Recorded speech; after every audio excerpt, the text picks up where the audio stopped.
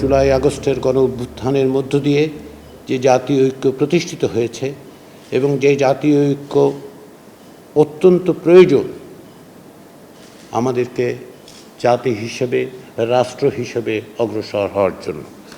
সে কারণেই আমরা এটা আশা করি যে জাতীয় স্বার্থে রাষ্ট্র পুনর্গঠনের প্রশ্নে গণতান্ত্রিক ব্যবস্থা প্রতিষ্ঠার জন্যে প্রত্যেকেই যার যার অবস্থান থেকে যেমন কথা বলবেন, প্রত্যেকটি দল জোট তাদের অবস্থানের কিছুটা ছাড় দিতেও প্রস্তুত থাকবেন।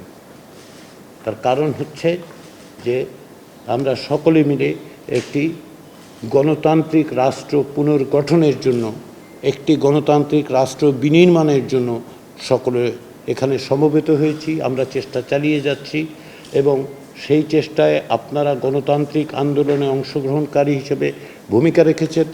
আমরা আশা করি যে সেই ভূমিকা আপনাদের অব্যাহত থাকবে। আমরা আপনাদের 166টি সংস্কার প্রস্তাব আমাদের কাছে পাঠিয়েছে, তার ভিতর 112টায় আমরা একমত হয়েছি।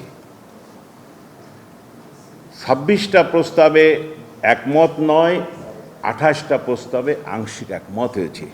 এবং একটা বিষয়, দুর্নীতি দমন কমিশন যতগুলো প্রস্তাব দিয়েছে সব প্রস্তাবে আমরা একমত। এ বিষয়ে আমরা বিশদ আস্তে আস্তে আলোচনা করব। আমরা চাই আপনারা আমাদের কাছে যে ধরনের সাহায্য সহযোগিতা চান দেশকে গঠন করার জন্য, পুনর্গঠন করার জন্য, দেশের গণতন্ত্র প্রতিষ্ঠা করার জন্য আমাদের ক্ষুদ্র প্রচেষ্টায় অবশ্যই আমরা সাহায্য সহযোগিতা করব।